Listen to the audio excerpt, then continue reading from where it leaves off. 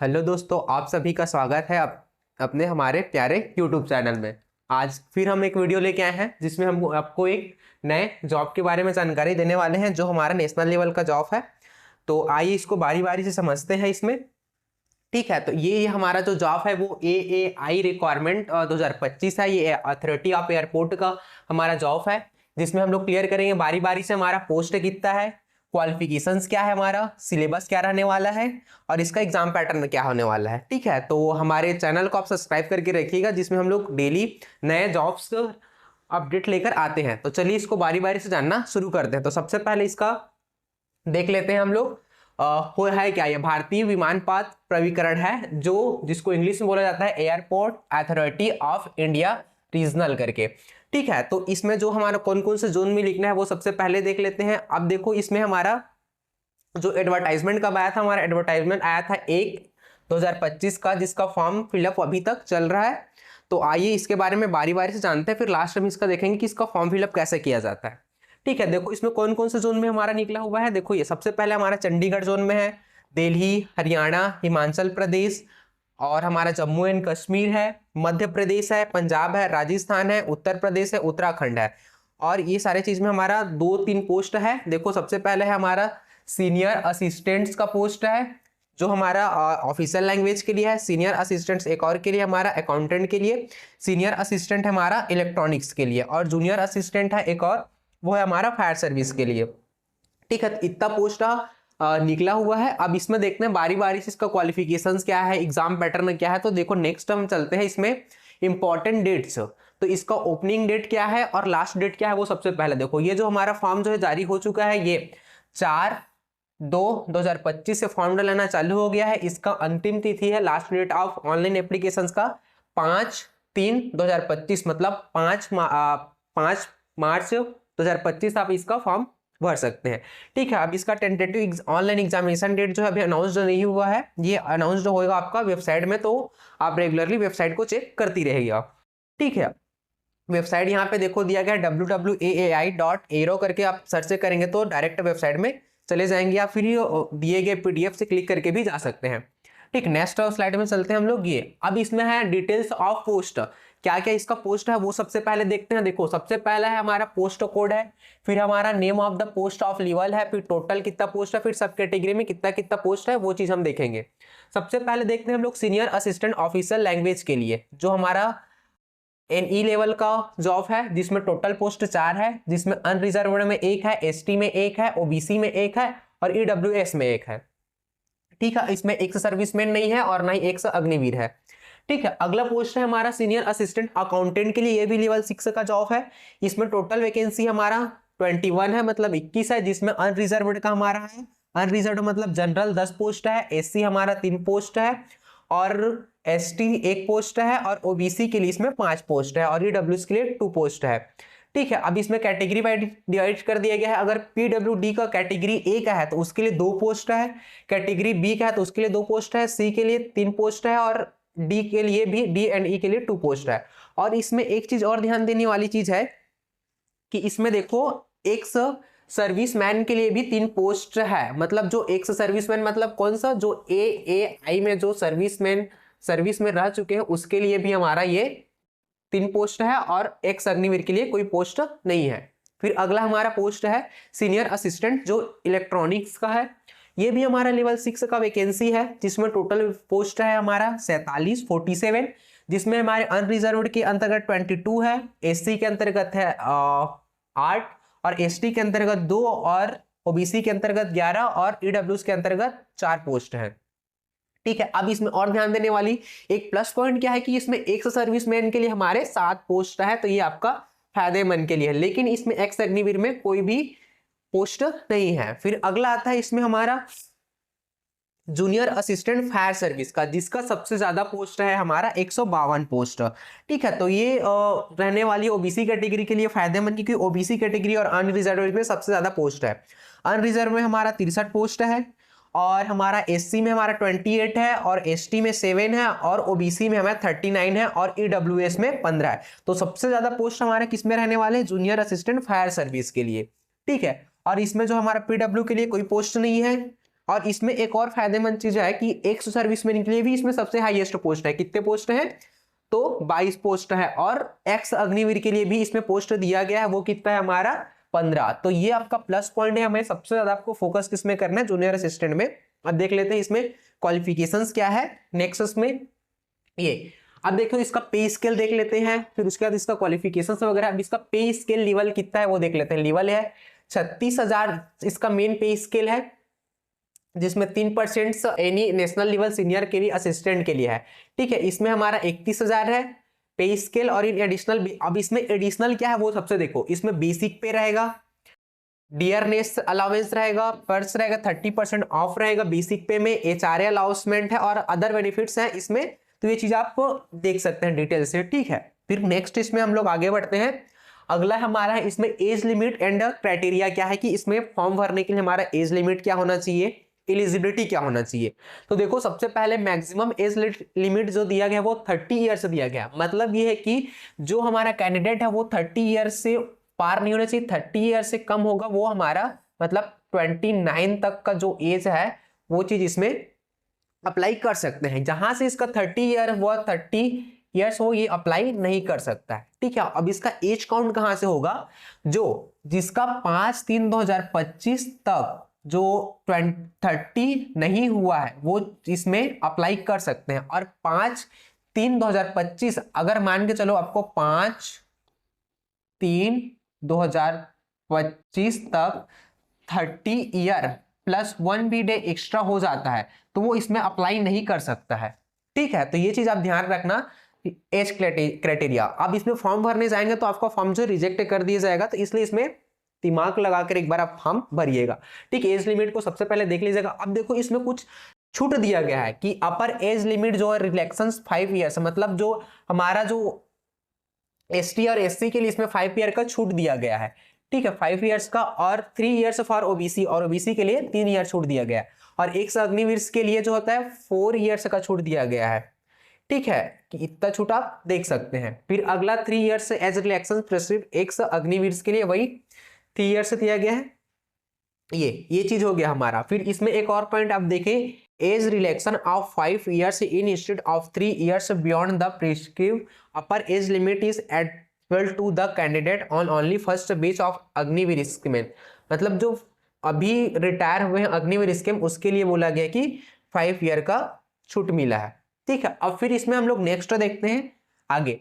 अब इसमें क्वालिफिकेशन और एक्सपीरियंस क्या है, तो कुछ पोस्ट में क्वालिफिकेशंस भी मांगा गया है और एक्सपीरियंस भी मांगा गया है, लेकिन कुछ पोस्ट में एक्सपीरियंस नहीं मांगा गया है। तो देखो सबसे पहले पोस्ट देखते हैं हम लोग सीनियर असिस्टेंट ऑफिशियल लैंग्वेज के लिए, जिसका कोड है हमारा 01 पोस्ट कोड। अब इसमें सबसे पहला क्वालिफिकेशंस क्या है, master in Hindi with English, मतलब जो एमए हिंदी या इंग्लिश में होना चाहिए, हिंदी या इंग्लिश। ठीक है, सब्जेक्ट ग्रेजुएशन मतलब एज अ ग्रेजुएशन लेवल, और फिर या और master in English with Hindi as subject graduation level, graduation भी होना चाहिए और मास्टर डिग्री भी होना चाहिए।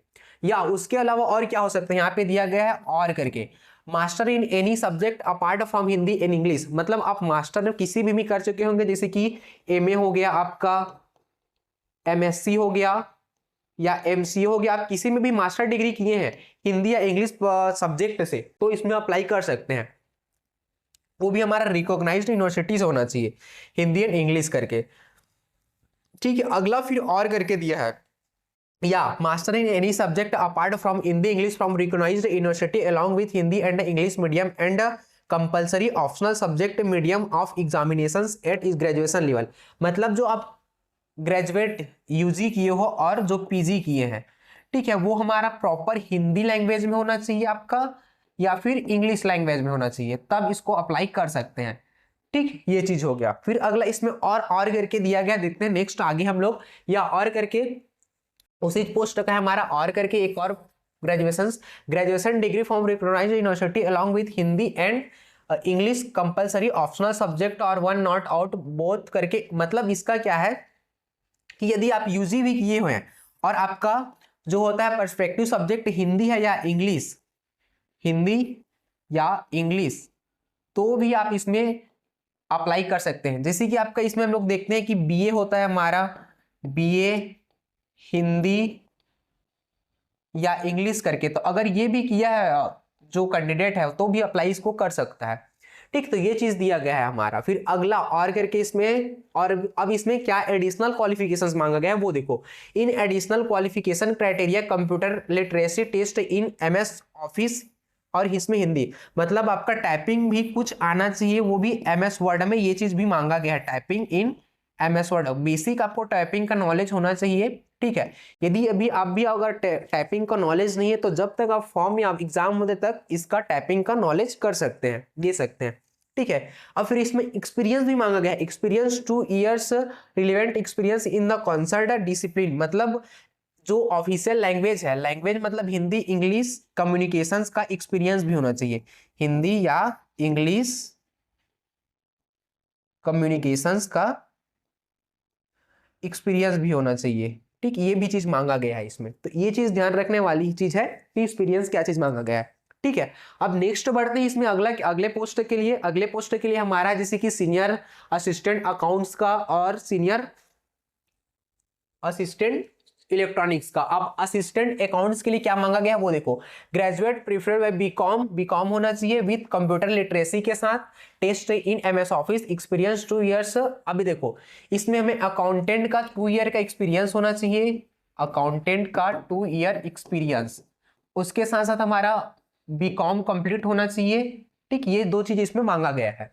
ठीक, फिर अगला है हमारा सीनियर असिस्टेंट इलेक्ट्रॉनिक्स के लिए क्या चीज मांगा गया है, डिप्लोमा होना चाहिए, 1 ईयर का डिप्लोमा इलेक्ट्रॉनिक्स या टेलीकम्युनिकेशन या रेडियो इंजीनियरिंग होना चाहिए, मतलब 1 ईयर का हमारा डिप्लोमा होना चाहिए तीनों ट्रेड से, डिप्लोमा। ठीक है, प्लस 2 ईयर का इसमें एक्सपीरियंस मांगा गया है।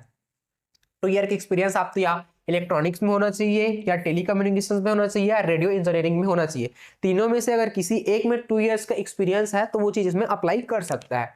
ठीक, फिर अगला मांगा गया हमारा जूनियर असिस्टेंट फायर सर्विस के लिए, तो इसमें जो मांगा गया है 12th पास होना चाहिए plus 3 year approved regular diploma in mechanical या ऑटोमोबाइल्स में या फायर में। अब इसमें भी 3 ईयर का डिप्लोमा, सॉरी 3 ईयर का हमारा जो एक्सपीरियंस है वो मांगा गया है, और 1 ईयर का आपके पास डिप्लोमा होना चाहिए, या उसके अतिरिक्त ये चीज अब आपके पास नहीं है तो आप अगर आप 12th को रेगुलर स्टडी में पास किए हैं, मतलब आप रेगुलर स्टडी में पास किए हैं तो भी इस फॉर्म को आप अप्लाई कर सकते हैं। ठीक है, फिर नेक्स्ट इसमें कुछ फिजिकल कैटेगरी है उसको देख लेते हैं। अब देखो इसमें और ड्राइविंग लाइसेंस भी मांगा गया है इसमें। अभी क्या है कि ड्राइविंग लाइसेंस भी होना, वैलिड हैवी, पहला पॉइंट हमारा वैलिड हैवी ड्राइविंग लाइसेंस होना चाहिए। इसके अतिरिक्त आपके पास हैवी लाइसेंस नहीं है तो इसमें और बोला गया कि valid medium vehicle licence issue at least 1 year before the date of advertisement. ठीक है, अब इसमें क्या बोला गया है, यदि आपके पास व्हीकल का जो हैवी लाइसेंस नहीं है तो उसके पास आपको नॉर्मल लाइसेंस होना चाहिए, नॉर्मल लाइसेंस। ठीक है, नॉर्मल लाइसेंस, लेकिन वो 1 साल पुराना होना चाहिए, 1 ईयर एगो होना चाहिए। ठीक है, जो एडवर्टाइजमेंट डेट आया उससे 1 साल पुराना होना चाहिए, ये चीज बोला गया है। फिर सेकंड क्या बोला गया है, वैलिड लाइट मोटर व्हीकल, मतलब LMV, मतलब 2 व्हीलर का आपके पास भी लाइसेंस है तो भी अप्लाई कर सकते हैं, लेकिन ये हमारा 2 साल पुराना होना चाहिए। ठीक है, ये चीज आपको ध्यान रखना। अगर आपके पास मीडियम है तो 1 साल पुराना होना चाहिए, अगर आपके पास LMV है तो वो 2 साल पुराना होना चाहिए। इसके अतिरिक्त और क्या बोला गया है, in case of VNC above the इन करके तो heavy duty driving licence within 1 year appointment before complementation probation period करके दिया गया है। तो ठीक है, तो ये चीज हमें डिटेल में आप देख सकते हैं, जो हम जानने वाली चीज है वो चीज को जाना। नेक्स्ट इसमें जो है फिजिकल फिटनेस भी मांगा गया है कि आपको कुछ भी फिजिकल, थोड़ा मोड़ा फिजिकल फिटनेस भी होना चाहिए आपको करके। कैसे फिजिकल फिटनेस, देखो सबसे पहले होना चाहिए आपका हाइट। हाइट कितना चाहना चाहिए, सबसे पहले मेल्स के लिए देखते हैं, नॉट लेस देन, मतलब 100 जो 67 सेंटीमीटर है इससे कम नहीं होना चाहिए। ठीक, इससे कम नहीं होना चाहिए। और फीमेल के लिए क्या, 157 से कम नहीं होना चाहिए, मतलब आपका 157 से ऊपर है तब इसमें अप्लाई कर सकते हैं, और 167 से ऊपर है तब। अब फिर इसमें चेस्ट भी मांगा गया है। चेस्ट क्या है, नॉर्मल बिफोर नॉर्मल में जो होना चाहिए हमारा 81 होना चाहिए, और इसको फुलाने से 5 सेंटीमीटर बढ़ना चाहिए। तो ये चीज हमारा चेस्ट मांगा गया है, और फीमेल के लिए चेस्ट नहीं है। फिर इसमें वेट भी मांगा गया है कि आपका वेट भी कितना होना चाहिए, आपका इसमें 55 kg से कम नहीं होना चाहिए, 55 kg से ऊपर होगा तो चल जाएगा, और इसमें आपका 45 kg से कम नहीं होना चाहिए। ये चीज आप ध्यान रखेंगे। ठीक है, अब आते हैं इसमें नेक्स्ट क्राइटेरिया क्या है। नेक्स्ट है इसमें क्या है, सीनियर असिस्टेंट। अब देखो इसमें सिलेक्शन प्रोसेस क्या है और सिलेबस क्या है वो चीज हम डिस्कस कर लेते हैं। ठीक है, तो देखो मैं सबसे पहले सिलेक्शन प्रोसेस एंड सिलेबस करके, तो सीनियर जो हमारा असिस्टेंट ऑफिशियल लैंग्वेज है उसके लिए हमें सबसे पहले देना पड़ेगा सीबीटी, कंप्यूटर बेस्ड एग्जामिनेशन देना पड़ेगा, सीबीटी टेस्ट, जो हमारा 2 आवर्स का रहेगा, 2 आवर्स दिया गया है, जिसमें एमएस ऑफिस, इसमें जो है computer literary test in MS office Hindi, मतलब आपको इसमें एमएस ऑफिस का जो टाइपिंग है उसको भी क्लियर करना पड़ेगा और डॉक्यूमेंट वेरिफिकेशन होगा।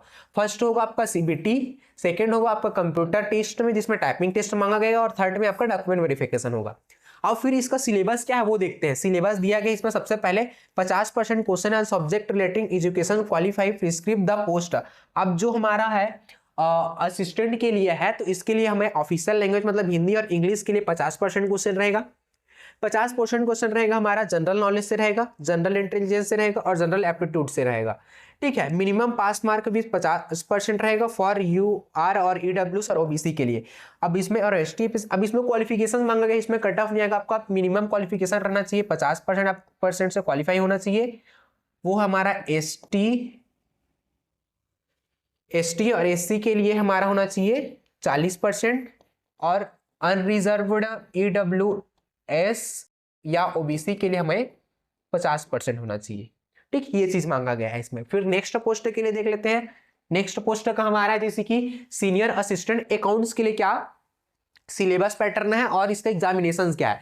तो इसमें देखो रिटन एग्जाम, इसमें भी सीबीटी होगा, ठीक है, वो भी कितने 2 आवर्स का होगा, और इसमें भी जो है पहला हो गया हमारा सीबीटी, सेकंड हमारा कंप्यूटर लिटरेसी टेस्ट जो एमएस ऑफिस में किया जाएगा, या तो टाइपिंग किया जाएगा, टाइपिंग कराया जाएगा, या फिर इसमें कुछ फंक्शंस को दिया जाएगा जिसको आपको परफॉर्म करना पड़ेगा। सेकंड है इसमें डॉक्यूमेंट वेरिफिकेशन करना पड़ेगा। अब देखो उसमें हमारा था सिलेबस, इसमें कुछ चेंजेस है। इसमें 70% क्वेश्चन जो रहेगा सब्जेक्ट रेटिंग एजुकेशनल क्वालिफिकेशन, मतलब जो हमारा अकाउंट से रहेगा उससे 70% क्वेश्चन रहेंगे। ठीक है, फिर 30% क्वेश्चन रहेगा हमारा जनरल नॉलेज, जनरल इंटेलिजेंस और जनरल एप्टीट्यूड इंग्लिश से। ठीक है, अब इसमें मिनिमम भी इसमें पासिंग मार्क बोला गया कि 50% होना चाहिए हमारा अनरिजर्व्ड ईडब्ल्यूएस और ओबीसी के लिए, 40% होना चाहिए हमारा एसटी और एससी के लिए। ठीक, ये चीज है। फिर अगला पोस्ट के लिए देखते हैं हम लोग सिलेबस, और अब देखते हैं अगला हमारा सीनियर असिस्टेंट इलेक्ट्रॉनिक्स के लिए क्या है। तो सीनियर असिस्टेंट इलेक्ट्रॉनिक्स के लिए इसमें भी सीबीटी होगा, रिटन एग्जाम, ये भी रहेगा हमारा 2 आवर्स के लिए। ठीक है, और इसमें होगा, अब देखो इसमें जो है कंप्यूटर प्रोफिशिएंसी टेस्ट नहीं मांगा गया है, इसमें सीधा सेकंड प्रोफेशन है आपका डॉक्यूमेंट वेरिफिकेशन करके। अब इसमें इलेक्ट्रॉनिक्स से क्वेश्चन आएगा हमारा 70% का क्वेश्चन रहेगा। ठीक है, जो एजुकेशन क्वालिफिकेशन जो वही बोला गया है। 30% क्वेश्चन रहेगा आपका जनरल नॉलेज से रहेगा, जनरल इंटेलिजेंस से रहेगा और जनरल एप्टीट्यूड से रहेगा और इंग्लिश से रहेगा। 4 सब्जेक्ट से 30% को नंबर रहेगा। ठीक है, इसमें मिनिमम पासिंग इसमें मांगा गया है 50% यूआर डब्ल्यूएस ओबीसी के लिए और 40% एसटी और एससी के लिए मांगा गया है। ठीक है, तो इस प्रकार इसका सिलेबस और क्वालिफिकेशंस। इसमें नेक्स्ट देखते हैं अगला, जूनियर असिस्टेंट फायर सर्विस के लिए क्या मांगा गया है। ठीक है, इसमें 2 स्टेज में होगा, एक फिजिकल होगा एक रिटन होगा। तो सबसे पहले स्टेज 1 में सीबीटी होगा, रिटन एग्जाम होगा।